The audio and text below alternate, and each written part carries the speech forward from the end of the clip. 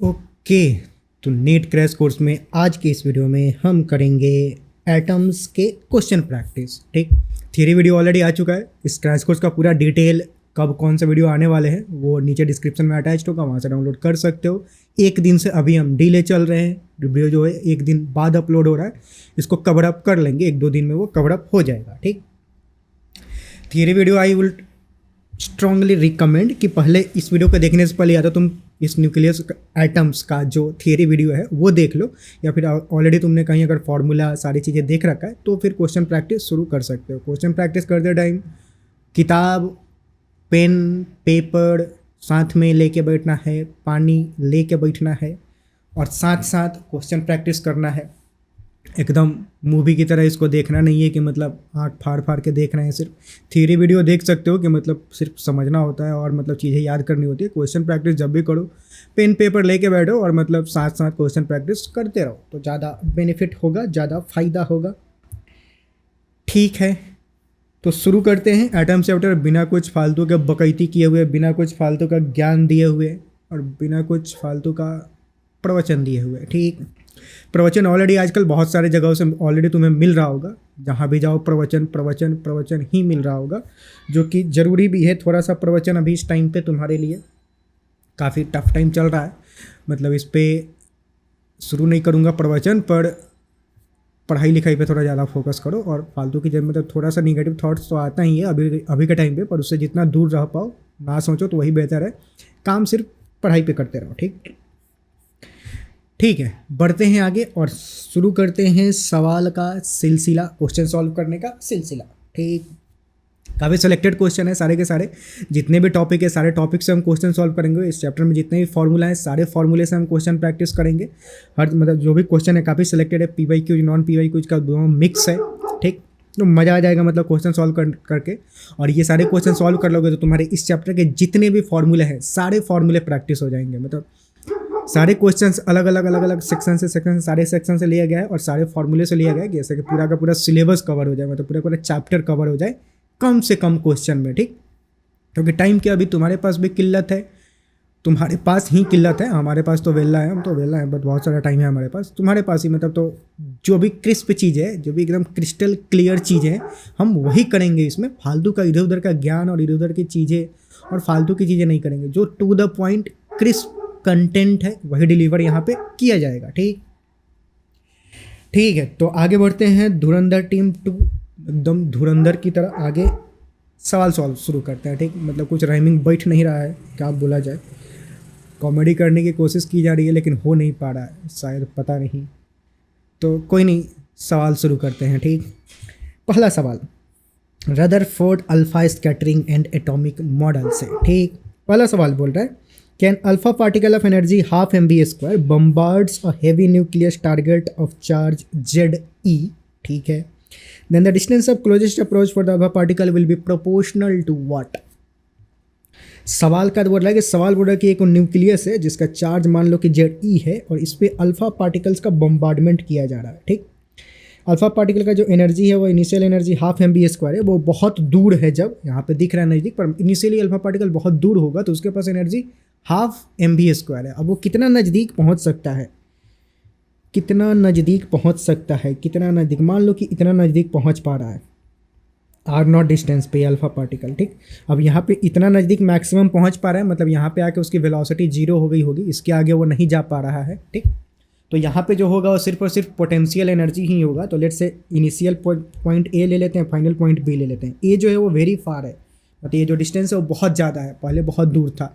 तो initial state पे जो पोटेंशियल एनर्जी होगा वो 0 होगा। ठीक, बेसिकली इसमें करेंगे क्या, हम एनर्जी कंजर्वेशन अप्लाई करने वाले हैं। Energy at A will be equal to energy at B. अब एनर्जी का मतलब क्या, kinetic energy plus potential energy. तो मतलब total energy at A is equal to total energy at B. अब total energy at A means kinetic energy plus potential energy. अब पूरा लिखूंगा नहीं, kinetic energy at A plus potential energy at A is equal to kinetic energy at B plus potential energy at B. चेप देंगे। अब ये kinetic energy at ए कितना है, हाफ mv², मतलब इनिशियली तो डाल देंगे यहाँ पे हाफ mv²। ठीक, अच्छा, पोटेंशियल एनर्जी कितना है, ये इनिशियली बहुत दूर था, बहुत दूर था, तो आर की वैल्यू बहुत ज़्यादा थी, बहुत ज़्यादा थी, तो पोटेंशियल एनर्जी क्या होगा, जीरो होगा। पोटेंशियल एनर्जी का फॉर्मूला क्या होता है, के Q1 Q2 बाई आर, मतलब सिंपल भाषा में बोले तो दो चार्ज पार्टिकल के बीच का potential energy K Q1 Q2 by R. R की वैल्यू इनिशियली बहुत ज़्यादा थी, मतलब बहुत दूर था, तो पोटेंशियल एनर्जी क्या हो जाएगा, zero initially, plus final kinetic energy, final kinetic energy at B कितना हो जाएगा, जीरो हो जाएगा, क्योंकि यहाँ पे आके वो रुक गया है, तो final kinetic energy zero. Final potential energy की वैल्यू क्या हो जाएगी, K Q1 Q2 by R. Alpha particle पे चार्ज कितना होता है, 2e के बराबर, 2 प्लस चार्ज होता है। अल्फा पार्टिकल क्या होता है, मतलब हीलियम न्यूक्लियस होता है बेसिकली, तो इस पर जो चार्ज होता है वो 2 प्लस होता है, ठीक। और इस पर जो चार्ज है वो कितना है, ZE है, ठीक। इस पर जो चार्ज है कितना, ZE है इस पे। तो पोटेंशियल एनर्जी क्या हो जाएगा, के Q1 मतलब 2e और Q2 मतलब ZE बाई आर। आर की वैल्यू कितना, R0 बोल देते हैं कि क्लोजेस्ट डिस्टेंस है इसके बीच का, ठीक। तो ये अपना इक्वेशन बनेगा। अब इसको सॉल्व करें तो क्या, half mv² is equal to k2ZE² by R0, ठीक। तो R0 की वैल्यू क्या हो जाएगी, R0 को इधर लाएंगे, सारा मसाला इधर लेके जाएं तो क्या होगा, R0 इज इक्वल टू, ये जो 2 है इसको इसमें भेज देंगे तो 2 × 2 4kZE² बाई mv², ठीक। तो E मतलब हुआ R0 की वैल्यू, R0 का है closest distance approach, closest approach. अभी किसके प्रोपोर्शनल होगा, तो ये बहुत सारा चीज़ के प्रोपोर्शनल है। अब यहाँ पे क्या है, प्रोपोर्शनल देखा था ZE² के प्रोपोर्शनल है, लेकिन यहाँ पे नीचे Z बोल रहा है। ये 1/v² के प्रोपोर्शनल है, लेकिन यहाँ पे सिर्फ 1/v दे रखा है, तो ये भी गलत है। यहाँ पे डायरेक्टली प्रोपोर्शनल टू v², ना इन्वर्सली प्रोपोर्शनल टू v² है। इसको अगर चेक करें तो यस 1/मास के प्रोपोर्शनल है ये, तो ये वाला जो 1/m है, m नीचे आ रहा है, तो 1/m जो है R0 जो है 1/m के प्रोपोर्शनल है। ये सही इक्वेशन फिट हो रहा है, यानी कि जो फोर्थ ऑप्शन होगा वो करेक्ट हो जाएगा। तो सवाल यहाँ पे ये कंप्लीट हुआ। आगे प्रस्थान करते हैं, आगे चलें तो आगे क्या है, अगला question. In head on collision between alpha particle and gold nucleus, head on collision मतलब एकदम सर टू सर टक्कर हो रहा है, मतलब एकदम सीधा सीधा टकरा रहे हैं अल्फा पार्टिकल और gold nucleus. The closest approach is this, closest approach भी दे रखा है। Calculate the energy of alpha particle, तो अल्फा पार्टिकल की एनर्जी कैलकुलेट करें इनिशियली क्या होगा, मतलब तो सवाल वही रहा, मतलब सिचुएशन वही रहा जो पहले था। अब इसमें ये जो न्यूक्लियस है उसको मान लो कि मतलब अल्फा मतलब गोल्ड न्यूक्लियस है ZE और ये अल्फा पार्टिकल है, ठीक। वही वाला सवाल है कि मतलब इसमें भी क्या करेंगे, बेसिकली एनर्जी कंजर्वेशन अगले वाले मतलब अगले वाले क्वेश्चन में डायग्राम यही वाला रहेगा, ठीक। ये हो जाएगा गोल्ड न्यूक्लियस ये अल्फा पार्टिकल। अब डिस्टेंस ऑफ क्लोजेस्ट अप्रोच यहाँ पे R0 की वैल्यू दे रखी है। इनिशियल एनर्जी अल्फा पार्टिकल का क्या था वो हमें कैलकुलेट करना है, तो इक्वेशन तो यही लिखेंगे, ठीक। Kinetic energy plus potential energy equal to kinetic energy. मैं इसको यहाँ से ही चेप लेता हूँ, यहाँ पे इसको कट इधर पेस्ट कर देंगे। तो ए मतलब क्या, इनिशियल पोजीशन पे जो अल्फा पार्टिकल का एनर्जी, ठीक। तो इनिशियल पोजीशन पे अल्फा, वही हमें कैलकुलेट करना है यहाँ पे। Calculate the energy of alpha particle, starting में अल्फा पार्टिकल का एनर्जी क्या था वो कैलकुलेट करना है। तो उसको बाद बोल देते हैं कि ई अल्फा था, फिर के ई अल्फा था। पोटेंशियल एनर्जी तो अल्फा पार्टिकल का इनिशियली जीरो होगा, क्योंकि इनिशियली अल्फा पार्टिकल बहुत दूर होगा, ठीक। Is equal to final kinetic energy alpha particle. जब वो नज़दीक पहुंचेगा क्लोजेस्ट अप्रोच पे, तो वहाँ पे तो उसका काइनेटिक एनर्जी जीरो हो जाएगा, ठीक। सिर्फ पोटेंशियल एनर्जी बचेगा, तो ये काइनेटिक एनर्जी फाइनल तो ये जीरो हो गया। पोटेंशियल एनर्जी क्या होगा, के Q1 Q2 बाई आर। तो के Q1 की वैल्यू क्या 2e और Q2 का मतलब क्या ZE। Z की वैल्यू क्या हो जाएगी गोल्ड के लिए, Z की वैल्यू यहाँ पे दे रहेगा 79, तो 79 Z की वैल्यू ले लेंगे तो 79e। तो उस पर जो चार्ज होगा मतलब 79 प्रोटॉन है, तो 79 ई के बराबर, ई मतलब चार्ज ऑन इलेक्ट्रॉन या फिर चार्ज ऑन प्रोटॉन, दोनों मैग्नीट्यूड वाइज बराबर ही होता है। चार्ज ऑन प्रोटॉन भी वो जो है वो मैग्नीट्यूड वाइज ई के बराबर ही होता है। तो यहाँ पे हम सिर्फ मैग्नीट्यूड ले रहे हैं इसलिए ई लिख रहे हैं, ठीक। तो ये चार्ज हो जाएगा divided by R0 closest approach. Closest approach कितना है 41.3 फेम्टो मतलब 10⁻⁻15 मीटर, ठीक। SI यूनिट में लेंगे तो क्लोजेस्ट अप्रोच का ये वैल्यू आ जाएगा, ठीक। तो यही यहाँ पे हमें ये kinetic energy alpha particle calculate करना है, ठीक। तो बस अब कैलकुलेशन शुरू करते हैं। के की वैल्यू क्या, के कांस्टेंट है, 9 इंटू 10⁹ के इजकल टू 1/4πε0 वाला के है ये। इसकी वैल्यू क्या, 9 इंटू 10⁹ इंटू 2 इंटू 79, तो 2 इंटू 79 इसको ले लेते हैं, इंटू ई मतलब 1.6 इंटू 10⁻⁻19 का square, E square charge, divided by 41.3 into 10⁻⁻15। ये जो यूनिट होगा इसका क्या होगा, जाउल में होगा, क्योंकि हर सब चीज़ हम एसआई यूनिट में पुट कर रहे हैं। अब यहाँ पे तुम देखोगे तो जो यूनिट दे रखा है जाउल में भी आंसर दे रखा है और इलेक्ट्रॉन वोल्ट में भी दे रखा है।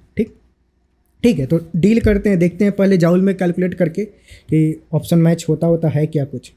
तो अगर पहले जो 10 का पावर है अगर उसमें हम डील करें तो 10⁻, ये -15 है, ऊपर जाएगा तो 10⁻+15 हो जाएगा। ठीक, और ये 10⁻−38, 19 का स्क्वायर, -38 + 15, तो -38 + 15 ये कितना हो जाएगा, 3 और 2 -23 होगा। 10⁻⁻23 के ऑर्डर का होगा अगर जूल में कैलकुलेट करें तो। लेकिन यहाँ पे तो जूल में जो आंसर दे रखा है वो किलो जूल या जूल में दे रखा है, मतलब कि जूल में तो आंसर ना हो पाएगा। इलेक्ट्रॉन वोल्ट में ज़रा चेक करते हैं, तो अगर हम जूल को इलेक्ट्रॉन वोल्ट में कन्वर्ट करें तो क्या होता है, कैसा कन्वर्जन होता है। जो 1 इलेक्ट्रॉन वोल्ट होता है वो 1.6 इंटू 10⁻⁻19 जाउल के बराबर होता है। तो 1 जाउल जो होगा वो ये नंबर जो है नीचे डिवाइड हो जाएगा, तो मतलब 1 जाउल को हम क्या लिख सकते हैं, 1 जाउल को 1/, ये शायद मेरे मुंडी के ऊपर आ रहा हो सकता है, इसको मैं थोड़ा खोपचे में लेता हूँ। अब ये वाला जो चीज़ है उसको हटा देते हैं थोड़ा खोपचे से, जगह की कमी है, और इधर इसको खोपचे में लेते हैं इसे साइड थोड़ा सा। तो ये जो जाउल है अगर उसके बदले हम क्या लिख सकते हैं, 1/1.6 इंटू 10⁻⁻19 इलेक्ट्रॉन वोल्ट, ये इलेक्ट्रॉन वोल्ट में कन्वर्ट हो जाएगा। अब इसको कैलकुलेट किया जाए तो क्या होगा, 1.6 इंटू 10⁻⁻19 और ऊपर 2 बार है ये, तो एक बार कैंसिल हो जाएगा, सिर्फ एक ही बार बचेगा, ये चमका। ये 10⁻⁻15 ऊपर जाएगा तो 10⁻+15 बन जाएगा, तो 10⁻+15 बन जाएगा, तो -19 + 15 बचेगा कितना, 10⁻⁻4। ओके, और फिर जो बाकी के मसाला है 10⁻⁻4 और ये 10⁻+9, -4 + 9 कितना हो जाएगा, +5 हो जाएगा। तो 10 में अगर 10 के पावर में बात करें तो 10 के पावर में 5 बचेगा, ये भी गया और ये भी गया। बचा क्या, मतलब इसके बदले में, इन दोनों के बदले में हमने ये लिख दिया, काटेगा नहीं, मतलब दोनों के बदले में लिखा है। और जो बाकी नंबर का देखा जाए तो 9 और ये सारा मसाला यहाँ पे और ये मसाला यहाँ पे बचा है। ठीक है, लिख देते हैं पूरा, 9 into 2 into 79 into 1.6 divided by 41.3, ये पूरा का पूरा नंबर बचा है, इतना इलेक्ट्रॉन वोल्ट। अच्छा, इलेक्ट्रॉन वोल्ट में तुम फिर चेक करोगे तो ऑब्वियस है कि ये इलेक्ट्रॉन वोल्ट है और ये मेगा इलेक्ट्रॉन वोल्ट है, मतलब मेगा के टर्म में 10⁻6 के टर्म्स में कैलकुलेट करना है। तो हम क्या करेंगे, इंटू 10 और डिवाइड बाई 10 कर देंगे। अब ये जो है 10⁻6 बन जाएगा, तो 10⁻6 को तो मेगा इलेक्ट्रॉन वोल्ट लिख सकते हो। तो हम क्या कर सकते हैं कि ये पूरा का पूरा 10⁻6 काट के यहाँ पे मेगा लिख सकते हैं, मेगा इलेक्ट्रॉन वोल्ट। अब यहाँ पे जो कुछ मसाला बचा हुआ है इसको कैलकुलेट करना है, तो मतलब इसको कैलकुलेट करने के लिए क्या, ऐसे तो तुम थोड़ा सा अगर जुगाड़ लगाएं तो जुगाड़ से तुम्हें क्या समझ में आ रहा है कि देखो मेगा इलेक्ट्रॉन वोल्ट है, ये तो मैच हो गया और ये कुछ ऑर्डर का आएगा, तो ऑप्शन में ऑब्वियसली दिख रहा है कि यही करेक्ट होना है, पर फिर भी एक बार चेक करना ज़रूरी है। अब चेक करने के लिए देखो, या तो एग्जैक्ट कैलकुलेट करने जाओगे तो मतलब एल लग जाएगा, तो ज़्यादा एग्जैक्ट मतलब 100% एक्यूरेसी पे नहीं जाना है, थोड़ा बहुत मैनिपुलेशन करने आना चाहिए एग्जाम में भी। अब एग्जैक्ट कैलकुलेट नहीं करना है कि 79 41, थोड़ा सा क्लोज पॉसिबल आंसर भी तो चेक कर सकते हो। यहाँ पे तुम्हें ऑप्शन में से देखना है कि कौन सा सही होगा। तो अगर अंधाधुंध थोड़ा सा काटा कूटा जाए तो इसको तुम अप्रॉक्सीमेटली 80 ले सकते हो और इसको अप्रॉक्सीमेटली 40 ले सकते हो। थोड़ा सा इधर उधर होगा, बाद में देख लेंगे ऑप्शन में थोड़ा सा इधर उधर, तो इसको 2 टाइम्स में अप्रॉक्सीमेटली कैंसिल कर सकते हैं। अगर ऑप्शन में सारे वैल्यू बहुत क्लोज हैं फिर मैटर करेगा, लेकिन यहाँ पे इतने वैल्यू क्लोज दिया नहीं है कि ये मेगा में है और ये सिर्फ इलेक्ट्रॉन वोल्ट में दे रखा है, तो बहुत डिफरेंस है। तो थोड़ा सा का अंतर से कोई ज़्यादा ऑप्शन में इधर उधर होगा नहीं, सबसे क्लोजेस्ट पॉसिबल आंसर देख लेंगे। ठीक, तो ये ज़रूरी है करना, मतलब एग्जाम में भी आए तो मतलब इस तरह का क्वेश्चन तो एग्जैक्ट कैलकुलेट नहीं करना है, थोड़ा सा मैनिपुलेशन करना है, चीज़ें फास्ट करनी है, मतलब उसमें टाइम नहीं उलझा के रखना है अपना टाइम, ठीक। और काट कूट करे तो कितना हो जाएगा, मतलब 9 को और 10 को अप्रॉक्सीमेटली सेम ले सकते हो, तो इसको इससे काट सकते हैं अप्रॉक्सीमेटली, ठीक। 2 2 जब 4, 4 को 1.6 से मल्टीप्लाई करें तो कितना हो जाएगा, 6.4 हो जाएगा, divided by 3 into 10⁻⁻, mega electron volt basically, ठीक। और इसको काट कूट करें तो कितना हो जाएगा, काट कूट करे तो कितना हो जाएगा, ये तो मतलब 2.1 हो रहा है, तो 2.1 मेगा इलेक्ट्रॉन वोल्ट, ये कुछ ज़्यादा ही अंतर हो गया 2.1 मेगा इलेक्ट्रॉन वोल्ट अपना आ रहा है, लेकिन यहाँ पे 5.51 दे रखा है, तो इतना भी ज़्यादा अंतर नहीं होना चाहिए था, डिफरेंस नहीं होना चाहिए था, थोड़ा सा का डिफरेंस चलता है, ये थोड़ा ज़्यादा ही डिफरेंस क्रिएट हो गया, ठीक। अब कुछ गड़बड़ तो नहीं हुई है, गड़बड़ अप्रॉक्सीमेटली हुआ नहीं है कुछ, जहाँ तक देखा जाए सवाल तो गड़बड़ी कुछ दिख नहीं रहा है, एग्जैक्ट कैलकुलेट करेंगे तो मतलब लगभग ये, पर ये डबल नहीं होगा, मतलब इतना भी हमने कुछ कांड किया नहीं है, ये 2 हो जाएगा, ये 9 से 10 हो जाएगा, 2 2 जब 4, 64,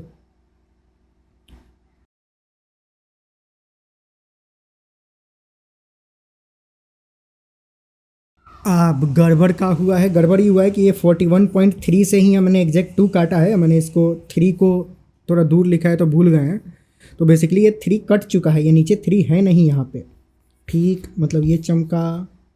अब ऐसे ऐसे माइनर मिस्टेक हो सकता है, तो काट कूट करते समय थोड़ा ध्यान से काट कूट करना, मतलब ये यूजुअली ऐसा मिस्टेक होता है, मतलब बहुत सारे लोगों से होता है, मेरे से भी अभी हुआ, एडमिट करता हूँ मेरे से हुआ, इसलिए नहीं बोल रहा हूँ कि सबसे होता है, ये होता है इस तरह के। ये 41.3 को ही इससे 2 टाइम्स में हमने काटा हुआ था, तो ये तो ख़त्म हो गया, 2 इंटू 2 4, 4 इंटू 1.6 कितना हो जाएगा, 6.4 मेगा इलेक्ट्रॉन वोल्ट बेसिकली, ठीक। तो ये कुछ अप्रॉक्सीमेटली आ रहा है, अपना 6.4 आ रहा है, यहाँ पे 5.5 दे रखा है, ठीक है, आसपास तो है ना, मेगा इलेक्ट्रॉन वोल्ट ये मैच हो रहा है। अब 6.4, अब ऐसा होता है कि यहाँ भी मेगा इलेक्ट्रॉन वोल्ट होता है, यहाँ पे 6.3 दे रखा है, यहाँ पे 5.5 दे रखा है, और दोनों का यूनिट सेम है मेगा इलेक्ट्रॉन वोल्ट, तब सोच में हम पढ़ते हैं, तब हम एग्जैक्ट कैलकुलेट करते हैं। लेकिन ऑब्वियस है कि पहले तो यही इसमें मैच नहीं हो रहा है, ये मैच हो रहा है, तो मतलब ऑब्वियस है कि बी वाला ऑप्शन जो होगा वो करेक्ट हो जाएगा, ठीक। तो इस तरह का अगर लेंदी कैलकुलेशन आ जाए तो पूरा एग्जैक्ट कैलकुलेट नहीं जाना है, ऑप्शन में बहुत ही चेंज, मतलब ऑप्शन जो होंगे बहुत दूर दूर होंगे, सारे ऑप्शन क्लोज नहीं होंगे उस केस में, वो भी नहीं चाहते हैं कि तुम गधों वाली काम करो, मतलब ये कैलकुलेट करना ये गधों वाला काम ही है, तो डोंकी वर्क नहीं करना है, मतलब स्मार्ट वर्क करना है, थोड़ा सा इधर उधर मैनिपुलेट करो, थोड़ा फटाक फटाक काटो कूटो और क्लोजेस्ट पॉसिबल आंसर मैच करो, ठीक। अगर क्लोजेस्ट पॉसिबल में भी बहुत ऑप्शन क्लोज दे रखा है तब एग्जैक्ट कैलकुलेट करने जाओ, अगर नहीं दे रखा है तो मतलब ऑप्शन मार्क करके आगे बढ़ जाना है, जीवन में हमेशा आगे बढ़ते रहना है और आगे ऐसे बढ़ जाना है, ठीक। ठीक है, अगला सवाल देखते हैं, next question, most of the alpha particle in Rutherford experiment passes through the gold foil without any deflection, ठीक है, मतलब रदरफोर्ड भाई साहब ने जब एक्सपेरिमेंट किया था तो बहुत सारे जो अल्फा पार्टिकल थे बिना किसी डिफ्लेक्शन के, मतलब बिना कहीं इधर उधर घूमे हुए निकल गए। दिस ऑब्जर्वेशन इंडिकेट दैट, तो ये ऑब्जर्वेशन जो है क्या इंडिकेट कर रहा है, ये इंडिकेट कर रहा है कि जब वो पास हो रहे थे गोल्ड फॉइल से तो यहाँ पे कुछ था ही नहीं, निकल गए, यानी कि मोस्ट ऑफ द स्पेस जो था वो क्या एम्प्टी था, ऐसे ये कंक्लूड किया गया था कि एटम्स में बहुत सारा स्पेस जो होता है वो एम्प्टी होता है, एम्प्टी होता है, नॉट एम्प्टी, एम्प्टी होता है, तो मतलब most of the atoms is empty space, ठीक। तो यानी कि जो थर्ड वाला ऑप्शन होगा वो करेक्ट हो जाएगा, ठीक। थियोरेटिकल क्वेश्चन था, इससे इस चैप्टर से मतलब मॉडर्न फिजिक्स से बहुत सारे थियोरेटिकल क्वेश्चन भी आते हैं, तो वो भी प्रैक्टिस करना जरूरी है, ठीक। अगला सवाल, according to Rutherford model the nucleus of atom, Rutherford भाई साहब के अकॉर्डिंग जो एटम का न्यूक्लियस होता है वो क्या होता है, पॉजिटिवली चार्ज होता है और बहुत छोटा होता है, ये बात रदरफोर्ड ने बताया था कि न्यूक्लियस होता है काफ़ी डेंस होता है, मोस्ट ऑफ द मास वहीं पे कंसंट्रेट करता है और वो पॉजिटिवली चार्ज होता है और बहुत छोटा होता है, तो ए ऑप्शन जो होगा वही मैच हो रहा है, तो यही अपना करेक्ट हो जाएगा। ये अगर कॉन्फिडेंस हो तो बाकी का ऑप्शन पढ़ना ही नहीं है, अगर कॉन्फिडेंस नहीं हो, थोड़ा सा कॉन्फिडेंस इधर उधर हो रहा है, हाथ काँप रहे हैं, तो थोड़ा सा चेक कर लो बाकी का ऑप्शन, वर्ड रिजेक्ट हो जाएंगे, तो मतलब ये वाला जो होगा वो करेक्ट ऑप्शन होगा। ओके, आगे बढ़ते हैं। अगला सवाल, the first spectral series was discovered by what. अब लेमन बाल्मर, बहुत सारे स्पेक्ट्रल सीरीज होते हैं। स्पेक्ट्रल सीरीज मतलब याद है ना कि मतलब n=1 पे लेमन सीरीज बोलते हैं, जब n=2 पे आए तो बाल्मर सीरीज, n=3 पे आए तो Paschen series, then bracket, then Pfund. Okay, ऐसे जाते जाता है। अब लेमन सीरीज जो होता है वो अल्ट्रा वायलेट रीजन में आता है। बाल्मर सीरीज जो होता है वो विजुअल रेंज में आता है। ठीक, n=2 पे जब मतलब एटम में n=1 पे लेमन सीरीज, n=2 पे जब हायर एनर्जी स्टेट से जब 2 पे आते हैं तो उसके कॉरेस्पॉन्डिंग जो एनर्जी रेडिएट होता है उसको हम बाल्मर सीरीज बोलते हैं। और ये विजिबल रेंज में आता है, इसका जो एनर्जी होता है वो विजिबल रेंज में होता है। तो विजिबल रेंज में होता है तो मतलब वो पहले ऑब्जर्व वही किया गया था। ठीक, तो पहले जो चीज़ें ऑब्जर्व की गई थी वो बाल्मर सीरीज ऑब्जर्व किया गया था। ठीक, ओके, तो अगला सवाल लेते हैं। अगला सवाल क्या बोल रहा है, हो सकता है कि पीछे बैकग्राउंड में थोड़ा सा नॉइज धड़ धड़ धड़ धड़ धड़ धड़ धड़ धड़ आ रहा हो। जनरेटर का मतलब बेसिकली बगल में पता नहीं क्या फंक्शन चल रहा है, तो कुछ तो बैकग्राउंड नॉइज आ सकता है। इसको एडिट करते रहे, मैं कोशिश करूँगा पूरा हटाने की, अगर हट जाए तो अच्छी बात है, पर थोड़ा बहुत आए तो मैनेज कर लो, मतलब ठीक है। इसलिए मैं मुंह सटा के एकदम बोल रहा हूँ कि मतलब मेरा ही आवाज़ ज़्यादा रिकॉर्ड हो। ओके, आगे बढ़ते हैं। अगला सवाल बोल रहा है कि विच of the following spectral series fall with in the visible range of the electromagnetic radiations. कौन सा स्पेक्ट्रल सीरीज होता है, जो अपना लेमन सीरीज होता है वो पहला n=1 के कॉरेस्पॉन्डिंग होता है, वो अल्ट्रा वायलेट जोन में आता है। जो बाल्मर सीरीज होता है वो विजुअल में आता है, बाकी सब जो होते हैं वो इंफ्रारेड आते हैं। ठीक, तो जो विजुअल रेंज में आता है वो क्या होता है, ये हमने थियरी वीडियो में किया भी था। अगर मैं थियरी वीडियो जो इसके कॉरेस्पॉन्डिंग है उसका अगर पीपीटी खोल लूँ तो ये कुछ हमने ये पढ़ा था। इसमें जो स्पेक्ट्रल सीरीज यहाँ पे हमने पढ़ा था, तो इसमें मैंने क्लियरली मेंशन किया था कि n=1 जो लेमन सीरीज होता है वो यूवी रीजन के कॉरेस्पॉन्डिंग होता है, बाल्मर सीरीज जो होता है वो विजुअल रीजन के कॉरेस्पॉन्डिंग होता है, और जो बाकी के सीरीज होते हैं पास्चन, ब्रैकेट, प्यूफेन, वो होते हैं इंफ्रारेड रीजन के कॉरेस्पॉन्डिंग। मतलब उनका जो एनर्जी होता है वो इस इंफ्रारेड जोन में आता है, और उसका जो एनर्जी होता है वो विजिबल जोन में आता है। लेमन सीरीज के कॉरेस्पॉन्डिंग जो एनर्जी होता है वो अल्ट्रा वायलेट रीजन में आता है। ठीक है, तो ये मतलब बाल्मर सीरीज हो जाएगा। बाल्मर सीरीज के मतलब जो बाल्मर सीरीज के कॉरेस्पॉन्डिंग एनर्जी होता है वो विजिबल रेंज में पड़ता है। ठीक, ओके, आगे बढ़ते हैं। अगला सवाल बोल रहा है the ionization energy of electron in hydrogen atom in ground state is this. Okay, the atom are excited to higher energy level to emit radiations of 6 wavelength. Okay, the maximum wavelength emitted radiation correspond to the transition between what. ठीक है, तो बोल रहा है कि मतलब ground state में energy दे रखा है। Let's say this is n=1। Electron जब ग्राउंड स्टेट में रहता है तब उसका जो एनर्जी होता है वो मतलब उसको ग्राउंड स्टेट एनर्जी बोलते हैं, 13.6 eV ऐसा दे रखा है। ठीक है, अब बोल रहा है कि एटम को एक्साइट किया गया तो मतलब ऊपर जा सकता है। ये n=2 बोल देते हैं, n=3 बोल देते हैं, n=4 बोल देते हैं, ऐसे ही जाते जाएगा। n=5 बोल देते हैं। ठीक, atom are excited to higher energy level to emit radiation of 6 wavelength। अब इसका थोड़ा मतलब समझते हैं कि मतलब क्या है, ये जरूर समझना थोड़ा जरूरी है यहाँ पे। ठीक, यहाँ पे जब इलेक्ट्रॉन रहेगा तो ग्राउंड स्टेट में है, अगर ऊपर भेज दो तो एक्साइटेड स्टेट में चला जाएगा। अगर लेट से मान लो कि इलेक्ट्रॉन इस वाले लेवल पे चला गया तो वो जब नीचे आएगा तो कितने वेवलेंथ निकल सकते हैं, एक ही वेवलेंथ निकलेगा। वो नीचे आएगा तो बस ये वाला पॉसिबल है। अगर उसको इलेक्ट्रॉन को एक्साइट करके हम इस वाले लेवल पे भेज दें, अब जब इलेक्ट्रॉन वापस आएगा तो कितना वेवलेंथ वो रेडिएट कर सकता है। अभी हो सकता है कि यहाँ से वो पहले यहाँ आए तो एक वेवलेंथ निकलेगा, फिर एक यहाँ से यहाँ ट्रांजिशन मारे तो दूसरा वेवलेंथ निकलेगा, या फिर ऐसा हो सकता है कि डायरेक्ट ट्रांजिशन मारे यहाँ से यहाँ तो तीसरा वेवलेंथ निकलेगा। तो 3 वेवलेंथ वो इमिट कर सकता है अगर वो इस लेवल पे एक्साइट किया गया हो तो। ठीक, अगर इस लेवल पे एक्साइट किया गया हो तो कितने वेवलेंथ वैसे ही निकल सकता है, एक इस ट्रांजिशन के कॉरेस्पॉन्डिंग, इस ट्रांजिशन के कॉरेस्पॉन्डिंग दूसरा वेवलेंथ निकल सकता है, यहाँ से यहाँ जब ट्रांजिशन मारेगा तो तीसरा वेवलेंथ निकल सकता है, ये चौथा, पांचवा, या फिर डायरेक्ट यहाँ से यहाँ आ जाए छठा। तो 6 वेवलेंथ निकल रहा है, यानी कि क्या जहाँ पे वो आया हुआ है एक और हो सकता है ऐसे आए, यहाँ से एक मतलब जाए और यहाँ से डायरेक्ट यहाँ पे आ जाए, तो ये एक अलग निकलेगा 7वां। तो बेसिकली इस पे जो था वो 3 ही तरह का वेवलेंथ निकलता था, यहाँ पे 7-8 तरह का वेवलेंथ निकल सकता है। ठीक, यहाँ पे अगर ट्रांजिशन मारे तो 6 तरह का वेवलेंथ निकल रहा है, यानी कि यहाँ पे तो पॉसिबल हो नहीं पाएगा। n=3 पे रहे तो 6 तरह का तो पॉसिबल हो नहीं पाएगा, क्योंकि 1 तरह का, 2 तरह का, 3 ही तरह का वेवलेंथ पॉसिबल है। यहाँ पे 6-7 तरह का पॉसिबल है, तो मतलब यहाँ पे मतलब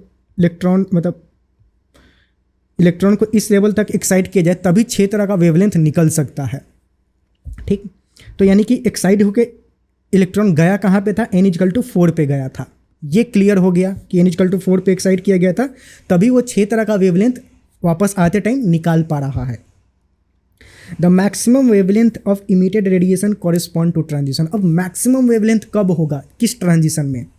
मैक्सिमम वेवलेंथ मतलब मिनिमम एनर्जी, क्योंकि एनर्जी जो होता है वो वेवलेंथ के इन्वर्सली प्रोपोर्शनल होता है, hc/λ।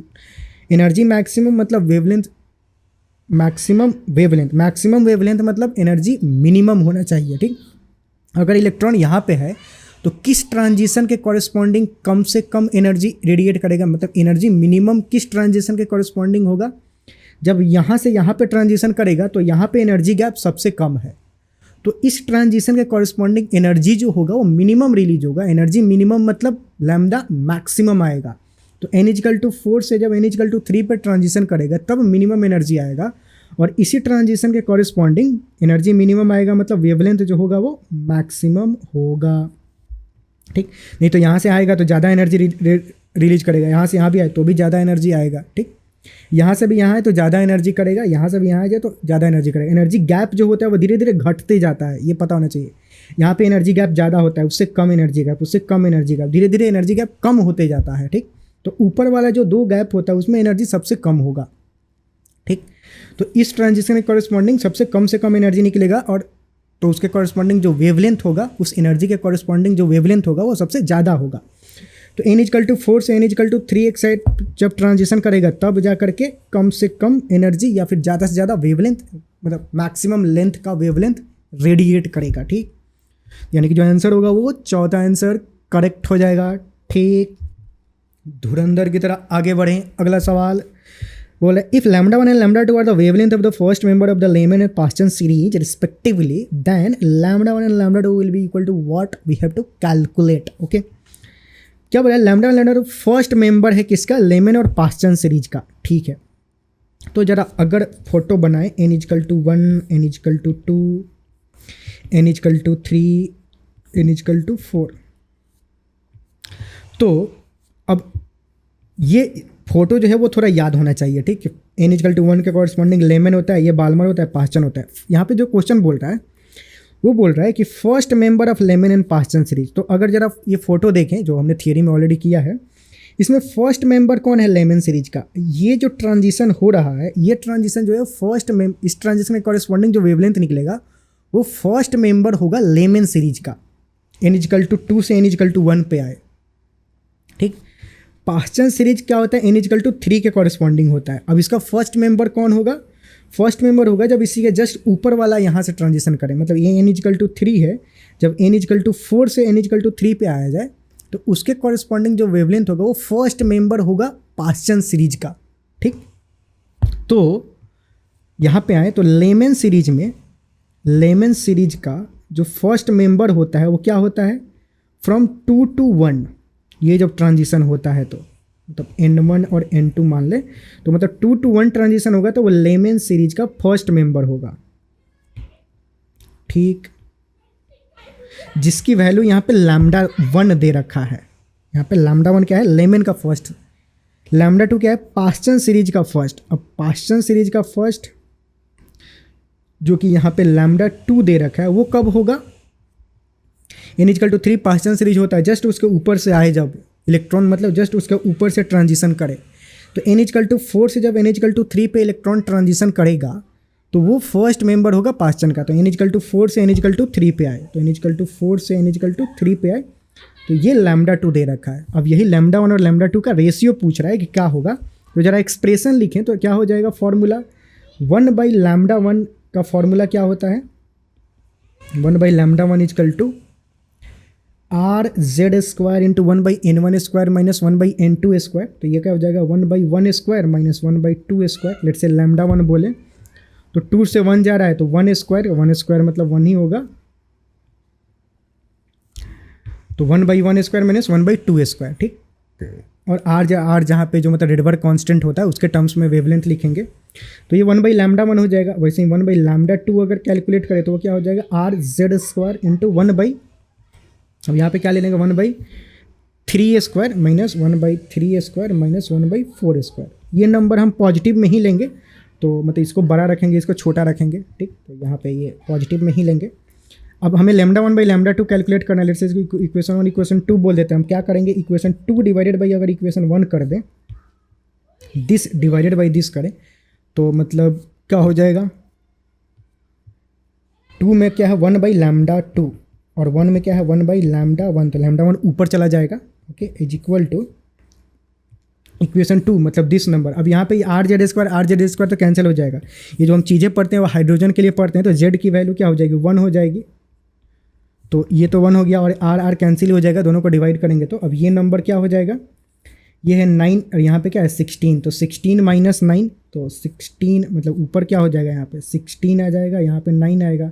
16 माइनस 9 कितना होगा, 7/9 इंटू 16, तो 7/9 इंटू 16 ये हो जाएगा 1/λ, मतलब सेकंड इक्वेशन का इधर वाला part divided by first equation, ये क्या हो जाएगा 1/1 माइनस 1/4, यहाँ 4 जाएगा और यहाँ पे 1 आएगा, तो 4 माइनस 1 3/1 इंटू 4 ये नंबर हो जाएगा। तो इसको नीचे यहाँ पर डिवाइड करें तो ये क्या हो जाएगा 3 और 1 इंटू 4, 1 इंटू 4 ऊपर चला जाएगा। काट कूट करें तो क्या कुछ काट कूट होगा नहीं खास, 4 से ये 4 से 4 टाइम्स में कैंसिल होगा, तो ऊपर 7 और नीचे कितना 4 3 जा 12, 12 9 जा कितना हो जाएगा 108, ओके। तो ऑप्शन देखा जाए मतलब ये हो गया λ1/λ2 की वैल्यू 7/108, 7:108, यानी कि जो डी ऑप्शन है वो करेक्ट हो जाएगा। तो ये अपना जो है सवाल जो है वो सही हो जाएगा, मतलब सवाल सही नहीं होगा, ऑप्शन जो 4 होगा वो सही हो जाएगा। सवाल तो सारे ही सही होते हैं, ऑप्शन सही हो जाएगा, करेक्ट। आगे बढ़ें, अगला सवाल, which of the following transition in Balmer series for hydrogen atom will have longest wavelength. Okay, longest Balmer series में पहले ट्रांजिशन कौन सा होता है, और यहाँ पे देखें बाल्मर सीरीज ये रहा, n=2 पे आए। अब लॉन्गेस्ट वेवलेंथ मतलब शॉर्टेस्ट एनर्जी किसके कॉरेस्पॉन्डिंग होगा, इस ट्रांजिशन के कॉरेस्पॉन्डिंग जो एनर्जी होगा वो सबसे शॉर्टेस्ट होगा। यानी कि कौन सा ट्रांजिशन है ये, n=3 से n=2 पे जब आए उसके कॉरेस्पॉन्डिंग यहाँ पे बात की जा रही है। तो बाल्मर सीरीज में लॉन्गेस्ट वेवलेंथ मतलब शॉर्टेस्ट एनर्जी किसके कॉरेस्पॉन्डिंग होगा, n=2 से जब n=3 से, भैया मिट जा, n=3 से n=2 पे जब ट्रांजिशन हो बाल्मर सीरीज में, बाल्मर सीरीज n=2 के कॉरेस्पॉन्डिंग होता है, तो 3 से जब 2 पे ट्रांजिशन होगा उसके कॉरेस्पॉन्डिंग जो एनर्जी होगा वो मिनिमम होगा और वेवलेंथ मैक्सिमम होगा। तो 3 से 2, अब इसके कॉरेस्पॉन्डिंग लैम्डा का अगर मतलब हमसे यही सिर्फ पूछ रहा है कि किसके कॉरेस्पॉन्डिंग होगा, तो बस 3 से 2 यानी कि यहीं पे डालेंगे, लैम्डा की वैल्यू कैलकुलेट नहीं करना, बस पूछ रहा है कि किसके कॉरेस्पॉन्डिंग होगा, तो 3 के से 2 के कॉरेस्पॉन्डिंग होगा, यानी कि जो अपना थर्ड ऑप्शन है वो करेक्ट हो जाएगा, ठीक।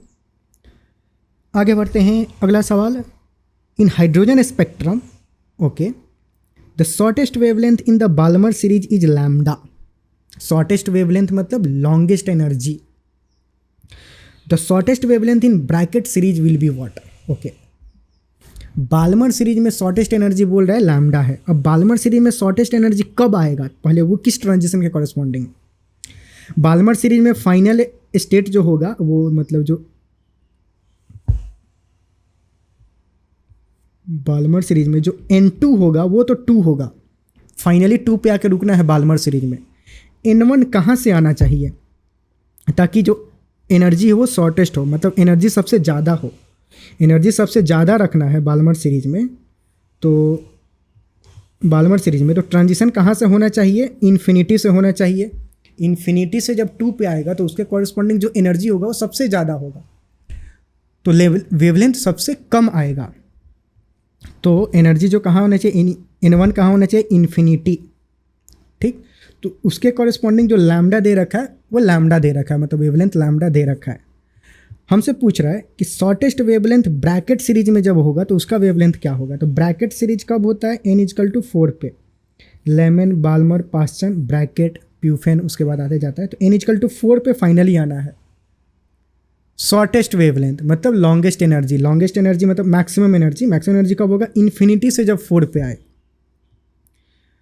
तो उसमें n1 इन्फिनिटी और जब n2 4 हो तब जाकर के शॉर्टेस्ट होगा, और उसको मान लेते हैं हम लैम्डा डैश।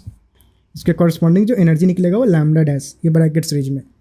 अब इस लैम्डा डैश की वैल्यू कैलकुलेट करनी है कितना होगा, तो बस एक्सप्रेशन लिख देते हैं। लैम्डा 1 का एक्सप्रेशन क्या हो जाएगा, लैम्डा 1 मतलब लैम्डा का एक्सप्रेशन क्या हो जाएगा, इस ट्रांजिशन के कॉरस्पॉन्डिंग अगर हम लिखें तो 1/λ = RZ² इंटू 1/λ 1/2² माइनस 1/∞² ये transition.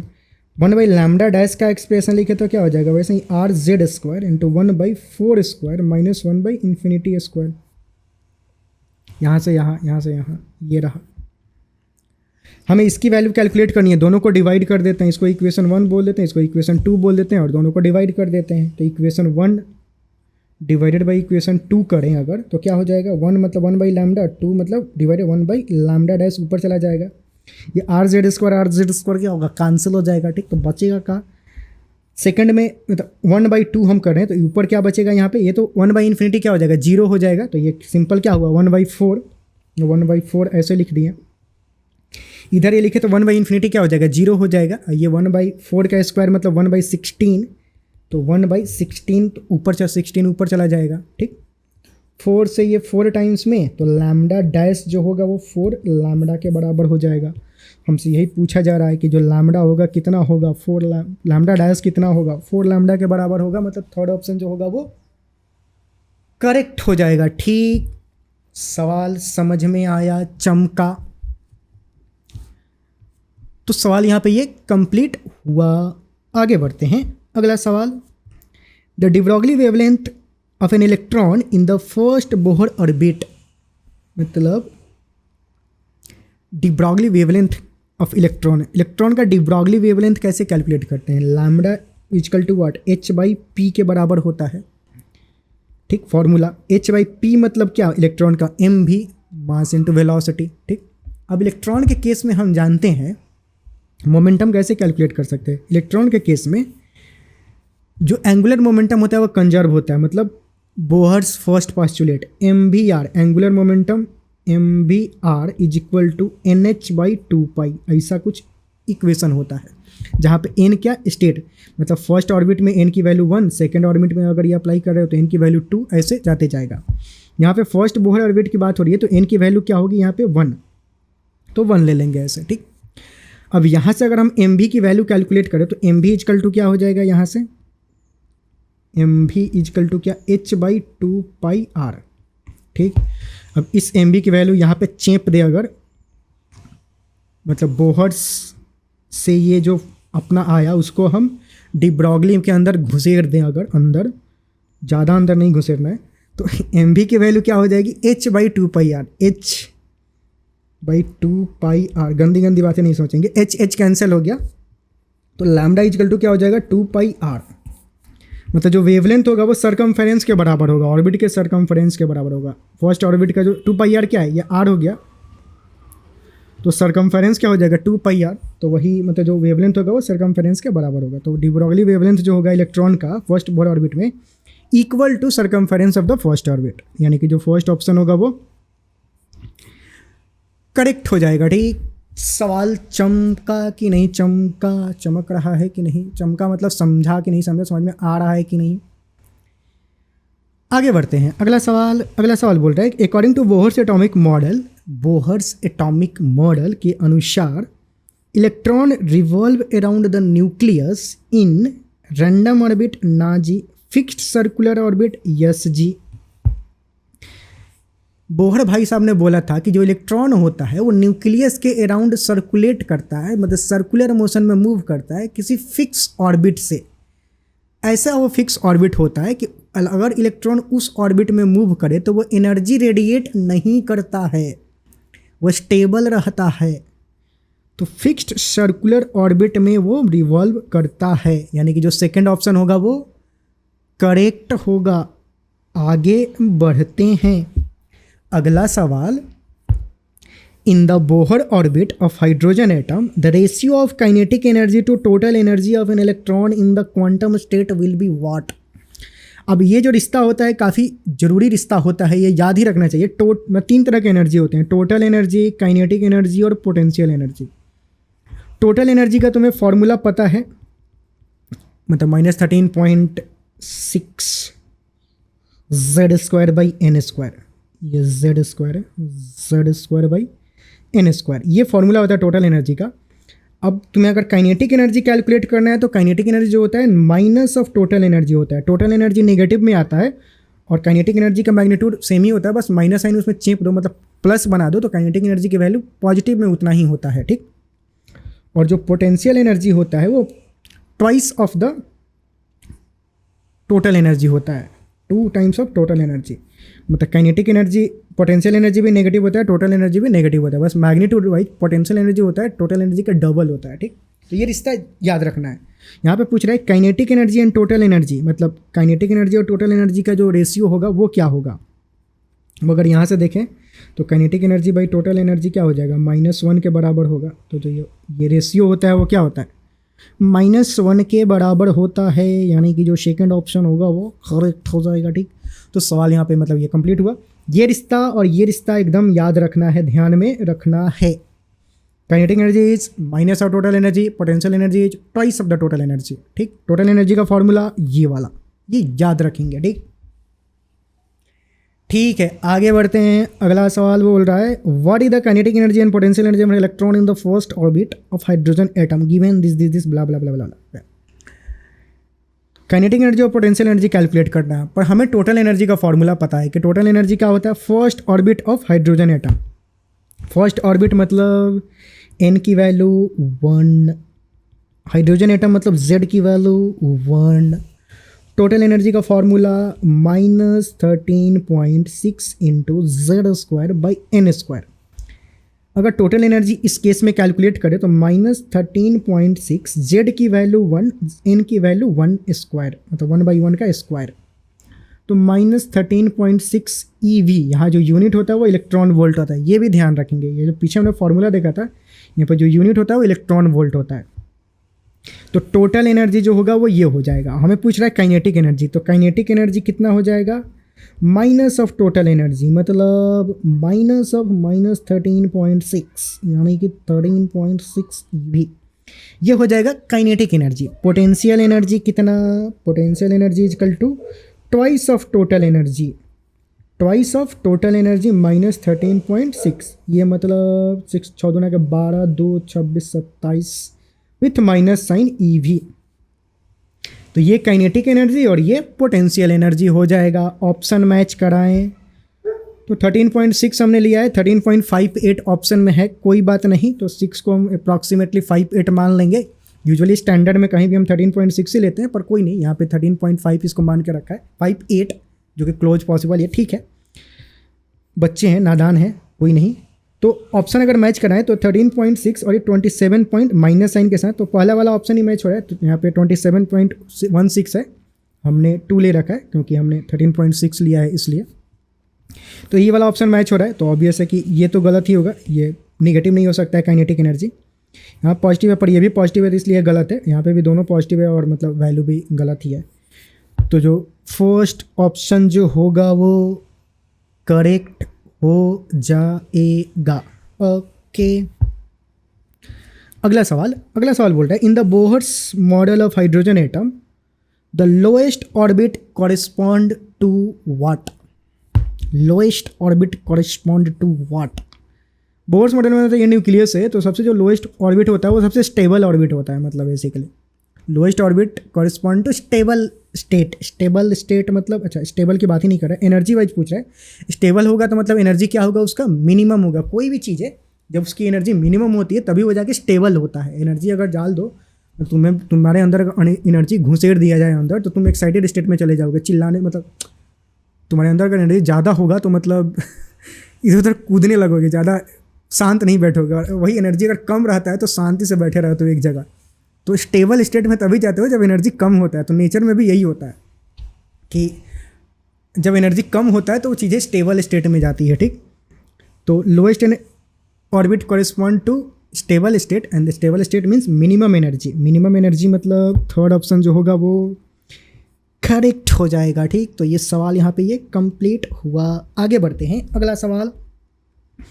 When an electron of hydrogen atom jump from orbit this to this, the wavelength of radiation absorbed will be what?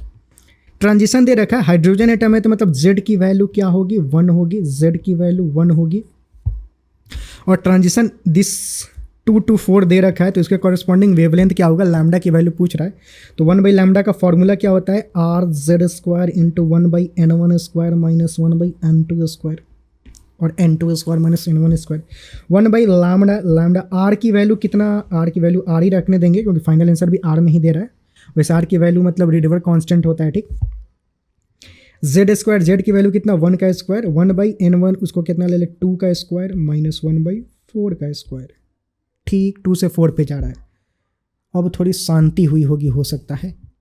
1/λ is equal to क्या हो जाएगा, आर 1/4 माइनस 1/16। ये कैलकुलेट करें तो क्या, 16 4 माइनस 1 3R/16 इजकल टू 1/λ। तो यहाँ से लैम्डा पलट दें, अगर इसको भी पलट दें और इसको भी पलट दें तो पलट देंगे तो क्या हो जाएगा, पलट देंगे तो नजरें मिलेगी, नजरें मिलेगी तो आंसर आएगा, आंसर आएगा तो मतलब यहाँ पे सेकंड ऑप्शन जो होगा वो करेक्ट हो जाएगा, ठीक। सवाल समझें कि नहीं समझें, समझें, नहीं भी समझे तो समझें ही बोलना है, हाँ समझे हैं। आगे बढ़ते हैं, अगला सवाल। The ratio of the area within the electron, the ratio of area within the electron orbit for the first excited state to the ground state for hydrogen atom is what. अच्छा, first excited state to ground state hydrogen atom में let's n is equal to 1 है तो ये first मतलब ये क्या होता है, ground state. n is equal to 2 जो होता है वो फर्स्ट एक्साइटेड स्टेट, मतलब ग्राउंड स्टेट से पहला एक्साइटेड स्टेट कब होगा, जो इसको जंप कराएंगे तो n इजकल टू 2 पे जाएगा तो वो पहला एक्साइटेड स्टेट होगा, ठीक। तो हमें एरिया का रेशियो पूछ रहा है, ठीक, कि first excited state to ground state मतलब this area divided by this area. Let's say इसके कॉरेस्पॉन्डिंग जो रेडियस होगा R2 बोल देते हैं, छोटे वाले के कॉरेस्पॉन्डिंग रेडियस होगा R1 बोल देते हैं, बड़े वाले के कॉरेस्पॉन्डिंग जो एरिया होगा A2 बोल देते हैं, छोटे वाले के कॉरेस्पॉन्डिंग जो एरिया होगा उसको A1 बोल देते हैं, ठीक। तो A2/A1 के पूछ रहा है, मतलब एक्साइटेड स्टेट का एरिया, एक्साइटेड स्टेट का जो ऑर्बिट है उसका area divided by ground state का जो ऑर्बिट है उसका एरिया का रेशियो। तो क्या हो जाएगा, πr2² पाई कैंसल, R2/R1 का द होल स्क्वायर हो जाएगा। अच्छा, अब हाइड्रोजन एटम में R की फॉर्मूला क्या होता है, R जो होता है क्या, N²/Z।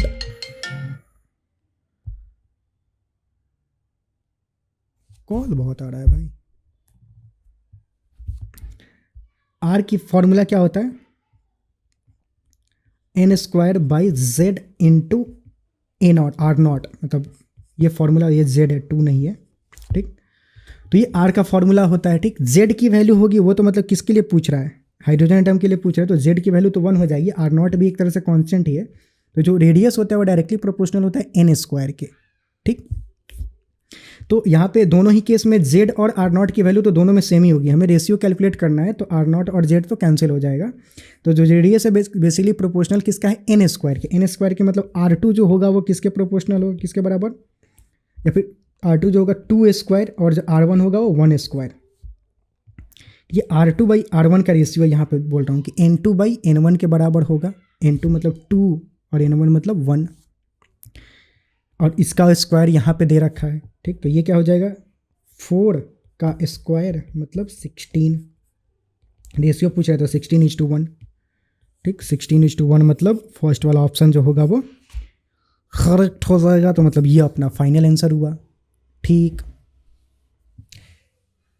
ओके, ज़िंदगी सही चल रहा है, गर्मी बहुत ज़्यादा है, पसीना पसीना आ रहा है, पसीना में वीडियो रिकॉर्ड किया जा रहा है। कोई नहीं, पसीना ज़रूरी है, खून पसीने की वीडियो है, मतलब खून तो नहीं है, पसीने, सिर्फ पसीने की वीडियो है ये।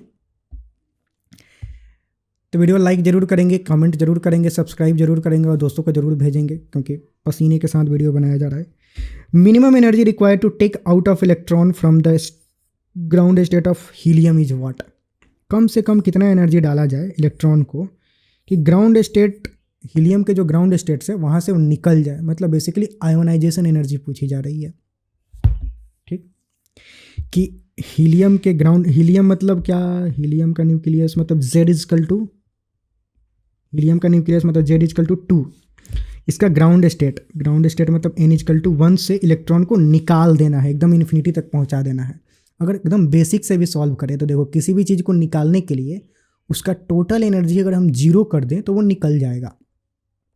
ठीक, जैसे कि अगर मान लो कोई इलेक्ट्रॉन यहाँ पे बैठा हुआ है तो उसका पास एनर्जी कितना होगा, उसका एनर्जी अगर लिखें तो क्या, -13.6 Z²/N², उसका एनर्जी इसके बराबर होगा।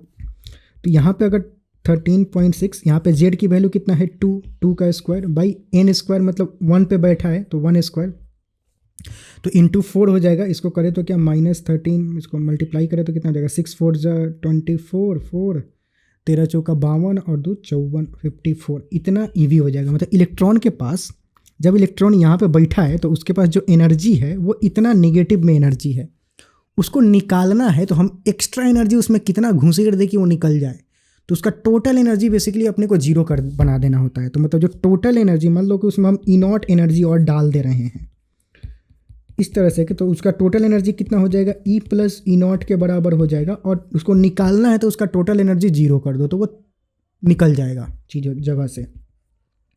तो E की वैल्यू कितना, -54.4 प्लस E0 हम एनर्जी डाल रहे हैं तो वो मिलके 0 बन जाएगा। तो यानी कि E0 की वैल्यू क्या हो जाएगी, E0 इजकल टू +54.4, मतलब इतना इलेक्ट्रॉन वोल्ट एनर्जी हमें उसे डालना पड़ेगा, तब जाकर के वो जो इलेक्ट्रॉन होगा वो निकल जाएगा, वो इन्फिनिटी पे पहुंच जाएगा, उसका एनर्जी 0 हो जाएगा। एटम में ये बात ध्यान देने वाली है, जब ग्राउंड स्टेट पे इलेक्ट्रॉन होता है उसका एनर्जी मिनिमम होता है, कम होता है, निगेटिव में होता है। जैसे यहाँ पे निगेटिव में कितना है, -54.4 है। जैसे जैसे इसको ऊपर बढ़ाओगे, एक्साइटेड स्टेट में ले जाओगे, उसका एनर्जी बढ़ना शुरू होगा, मतलब न्यूमेरिकल वाइज वैल्यू घटेगा। -54 है, ऊपर ले जाओगे तो हो सकता है -30 हो जाए, उसका एनर्जी बढ़ गया, -20 बढ़ गया, एनर्जी बढ़ रहा है, इन्फिनिटी तक जाते जाते उसका एनर्जी 0 हो जाएगा, तो वो मैक्सिमम एनर्जी हो गया।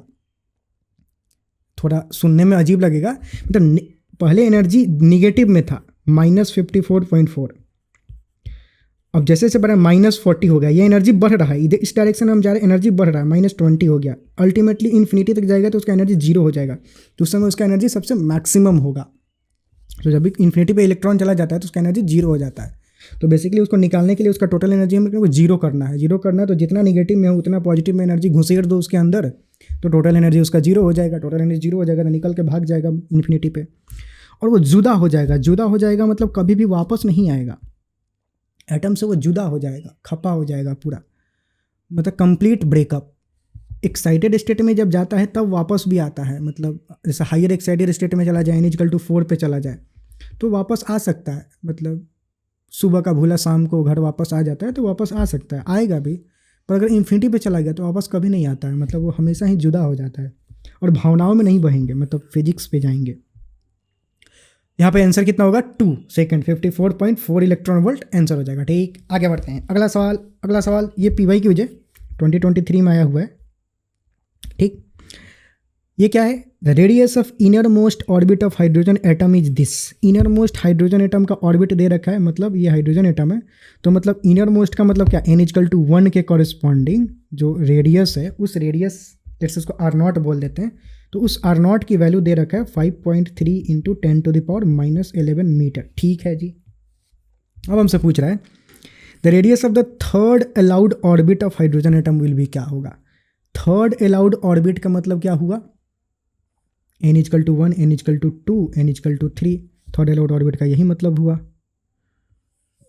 N = 3 का रेडियस क्या होगा, R3 लेट से बोल देते हैं, वो क्या होगा वो हमें कैलकुलेट करना है। फॉर्मूला क्या होता है रेडियस का, R = N²/Z × R0, और ये जो R0 होता है वो क्या होता है, फर्स्ट ऑर्बिट का रेडियस, उसको आर नॉट बोलते हैं। तो यहाँ पे आर नॉट की वैल्यू भी दे रखा है, देखो कितने अच्छे इंसान हैं, पी वाई क्यूज वाले बहुत अच्छे इंसान होते हैं। आर नॉट की वैल्यू भी यहाँ पे दे रखे हैं, ये फर्स्ट ऑर्बिट का रेडियस होता है उसकी वैल्यू दे रखे हैं, ठीक। तो ठीक है, और एन स्क्वायर में तो हमें कब कैलकुलेट करना है, एन इजकल टू 3 के कॉरस्पॉन्डिंग, तो 3 का स्क्वायर बाई जेड, जेड की वैल्यू क्या 1, हाइड्रोजन एटम के लिए जेड की वैल्यू 1 इंटू आर नॉट की वैल्यू कितना 5.3 इंटू 10⁻⁻11 ऐसा हो जाएगा, ठीक।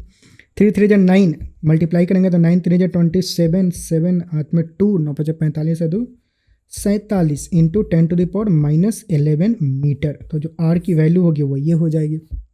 अब यहाँ पे एंगस्ट्रॉन में दे रखा है, तो एंगस्ट्रॉन मतलब क्या होता है 10⁻⁻10, तो 40 मतलब यहाँ से इसको 10⁻11 को हम क्या लिख सकते हैं 10⁻1 इंटू 10⁻10 मीटर, और जो 10⁻10 मीटर उसको एंगस्ट्रॉन लिख सकते हो, और ये जो 10⁻1 है इधर घुसेड़ देगा तो इसके अंदर चेप देंगे तो 4.77 हो जाएगा, और ये एंगस्ट्रॉन। तो जो रेडियस होगा वो क्या हो जाएगा 4.77 एंगस्ट्रॉन, मतलब फर्स्ट ऑप्शन करेक्ट हो जाएगा, ठीक। सवाल यहाँ पे कंप्लीट हुआ। समझें अगला सवाल 2020 का है। ये क्या बोल रहा है, for which of the following Bohr's model is not valid. Bohr's model किसके लिए वैलिड नहीं है, ठीक है। बोहर्स मॉडल किसके लिए वैलिड नहीं होता है, बोहर्स मॉडल जो होता है वो हाइड्रोजन एटम या फिर हाइड्रोजन एटम जैसा एटम के लिए वैलिड होता है। काफ़ी मतलब पर्टिकुलर सा है कि या तो हाइड्रोजन एटम नहीं तो वो, नहीं तो उसके जैसा चाहिए, या तो हाइड्रोजन एटम पे वैलिड होगा, नहीं तो हाइड्रोजन एटम के जैसा जो एटम होगा उस पर वैलिड होगा, कोई और नहीं चाहिए उसको, किसी और चीज़ से रिलेट नहीं करेंगे इस बात को, ठीक। उसको बोर्ड्स को क्या चाहिए, हाइड्रोजन एटम चाहिए या फिर हाइड्रोजन एटम जैसा एटम चाहिए, उसी पे वो वैलिड होता है। बोर्ड ने जो अपना नियम कानून बनाया था, किसी और पे वैलिड नहीं होता है। तो ठीक है, चेक करते हैं कि कौन सा इसमें से हाइड्रोजन एटम है, कौन हाइड्रोजन एटम जैसा एटम है। यहाँ पे पूछ रहा है not valid, okay. Hydrogen atom पे तो वैलिड होगा ही, मतलब डी वाला ऑप्शन, क्योंकि उस पर उसी के लिए बनाया गया था। ड्यूट्रॉन एटम भी जो होता है वो हाइड्रोजन एटम का ही मतलब आइसोटोप्स है, तो उस पर भी वैलिड होगा, ठीक। Singly ionised helium atom, helium में प्रोटॉन जो होता है उसमें कितने प्रोटॉन होते हैं, 2 प्रोटॉन होते हैं। एक सिंगली आयोनाइज मतलब एक प्रोटॉन को अगर निकाल दिया गया तो हीलियम के न्यूक्लियस के अंदर एक ही प्रोटॉन बचेगा, मतलब प्लस He+ अगर लिख दिया जाए, मतलब वही He+, मतलब एक प्रोटॉन उसके अंदर से निकाल दिया गया तो न्यूक्लियस के अंदर एक ही प्रोटॉन बचा। न्यूक्लियस के अंदर एक ही प्रोटॉन बचा मतलब ये किस तरीका से बिहेव कर रहा है, हाइड्रोजन एटम जैसा एटम है। हाइड्रोजन एटम डायरेक्ट तो नहीं है, पर हाइड्रोजन एटम के जैसा एटम है, उसका जुड़वा भाई बहन जो भी है उसके जैसा है, तो इस पर भी वैलिड होगा, यानी कि इस पर भी वैलिड होगा। Singly ionised neon atom, neon में क्या होता है, मतलब नियॉन का एटॉमिक नंबर कितना होता है, 10 होता है शायद, कि 8 होता है। नियॉन, आर्गन, क्रिप्टॉन क्या होता है भैया, 10 होता है शायद, मैं भूल रहा हूँ अभी, केमिस्ट्री पढ़े हुए मतलब जमाने हो गए। तो 10 होता है शायद, तो 10 होता है तो उसमें से मतलब 9-10 तो कुछ तो होता है, तो मतलब एक निकाल दोगे तभी उसके अंदर 9 प्रोटॉन होगा। 9 प्रोटॉन होगा मतलब वो हाइड्रोजन एटम के जैसा तो एटम नहीं है, मतलब बहुत दूर है। मतलब अगर हाइड्रोजन एटम कैटरीना कैफ है तो यहाँ पे ये जॉनी लीवर हो जाएगा, तो जैसा तो नहीं है उसके, हाइड्रोजन एटम के जैसा तो नहीं है, तो इसमें वैलिड नहीं होगा। और वही हमसे पूछा जा रहा है कि किस में वैलिड नहीं होगा, तो इसमें वैलिड नहीं होगा। इसमें वैलिड नहीं होगा मतलब थर्ड वाला ऑप्शन जो होगा वो करेक्ट हो जाएगा, ठीक। उसमें पूछा है किस में वैलिड नहीं होगा, ओके। आगे बढ़ते हैं, अगला सवाल आगे बोल रहा है कि the total energy of electron in an atom in an orbit is this. अच्छा, इलेक्ट्रॉन का जो टोटल एनर्जी है एटम में इतना है बोला जा रहा है, तो काइनेटिक एनर्जी और पोटेंशियल एनर्जी कितना होगा। काफ़ी सीधा सा देखो, ये PYQs है, हमने पहले भी बात किया था। अब ऐसा नहीं कि इस पर टारगेट करके मैं बात किया था उधर, कि टोटल एनर्जी यहाँ पे दे रखा है -3.4, काइनेटिक एनर्जी और पोटेंशियल एनर्जी पूछ रहा है। तो काइनेटिक एनर्जी कितना, minus of total energy, minus of total energy मतलब माइनस ऑफ 3.4, मतलब 3.4 इलेक्ट्रॉन वोल्ट, ये हो गया काइनेटिक एनर्जी। पोटेंशियल एनर्जी कितना, twice of total energy, twice of total energy मतलब कितना, -3.4, ये कितना हो जाएगा -6.8 EV। तो ये हो जाएगा पोटेंशियल एनर्जी। तो ये काइनेटिक एनर्जी और ये पोटेंशियल एनर्जी। काइनेटिक एनर्जी मतलब 3.4 और -6.8। थर्ड वाला ऑप्शन जो होगा वो करेक्ट हो जाएगा अपना। तो ये मतलब अपना फाइनल आंसर हो गया यहाँ पे। ठीक है, आगे बढ़ते हैं। अगला सवाल, the ratio of kinetic energy to total energy of electron in Bohr's orbit hydrogen atom is what. मतलब काइनेटिक एनर्जी और टोटल एनर्जी का रेशियो क्या होगा वो हमें कैलकुलेट करना है। ठीक है, तो kinetic energy by total energy. अब ये पता है अपने को, सिंपल है। मतलब हाइड्रोजन एटम में दोनों के बीच का रिश्ता क्या होता है, kinetic energy is equal to क्या, माइनस ऑफ टोटल एनर्जी, हम जानते हैं। तो kinetic energy by total energy, ये पहले भी आया हुआ था शायद, तो -1 हो जाएगा। -1 मतलब माइनस, ओके यहाँ पे रेशियो पूछ रहा है तो मतलब -1 तो होगा रेशियो। लेकिन अब कौन पॉजिटिव कौन नेगेटिव, काइनेटिक एनर्जी पॉजिटिव होता है, टोटल एनर्जी नेगेटिव होता है। ठीक, तो इसको अगर रेशियो अगर लिखना है तो हम कैसे लिखेंगे, 1/-1। काइनेटिक एनर्जी पॉजिटिव होता है, टोटल एनर्जी नेगेटिव होता है। रेशियो तो -1 होगा, पर ऊपर 1 होगा, नीचे -1 होगा। ठीक, तो 1:-1 ऐसा लिखेंगे। ठीक, तो ये काइनेटिक टू टोटल एनर्जी। ठीक, तो 1:-1 मतलब सेकंड ऑप्शन करेक्ट हो जाएगा। ठीक, और ये भी देखो PYQ है, तो PYQ में ऐसे लल्लू से क्वेश्चन आते हैं। मतलब सिंपल सा रिलेशन अगर याद रखोगे तो PYQ ऐसे सॉल्व होंगे मतलब। ठीक, और इसी के साथ सवाल ख़त्म भी हो गए। ओके, और सवाल ख़त्म हो, लगभग 1 घंटे के आसपास कुछ तो होना चाहिए। ठीक है, तो ये चैप्टर भी थोड़ा छोटा था, शॉर्ट में भी था, तो थोड़ा जल्दी ही निपट गया। ओके, जितने भी फॉर्मूले हैं लगभग हमने सारे ही फॉर्मूले हमने प्रैक्टिस किया। ठीक, आई होप कि मज़ा आया होगा वीडियो देख के। नीचे कमेंट थोड़ा करते रहो कि मेरे को भी मतलब जोश वोश बना रहा है। ज़्यादा लोग फॉलो कर नहीं रहे हो, जो भी फॉलो करे हो तो थोड़ा अगर बिलीव रखोगे तो मैं अभी इस मोमेंट पे यही बोलूँगा, थोड़ा भरोसा रखो। नंबर ऑफ़ व्यूज़ देख के डीमोटिवेट नहीं होना है कि इस मास्टर को तो कोई देख ही नहीं रहा है तो मतलब क्या ही पढ़ा लेगा। चीज़ें इंजॉय करते हुए, अभी बहुत सारा प्रेशर होगा तुम्हारे ऊपर, पर क्लास में थोड़ा सा मैं हो सकता है फालतू पंती की तरह बोल रहा होता हूँ, just to make you light, कि थोड़ा सा लाइट फील करो तुम। बाकी कुछ ऐसा नहीं है। जो चीज़ें कॉन्सेप्ट है वो हम सॉल्व कर रहे हैं, जो प्रॉब्लम है वो हम सॉल्व कर रहे हैं।